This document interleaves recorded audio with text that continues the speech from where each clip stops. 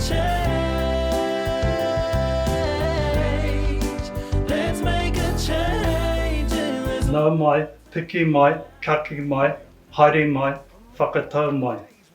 Ka hongi, ka hareru, te tapu ki te tapu, mana ki te mana, ora ki te ora. Ka mana ki tia, ka whakapanatia, te tahi I te tahi.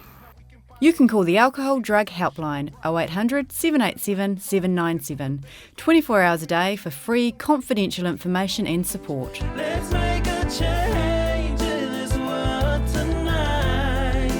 Let's make a change. Let's make a change in this world tonight. We stay true to this cold papa, my fucker papa, Māori tangata word. We riding all up in this fucker, it's a good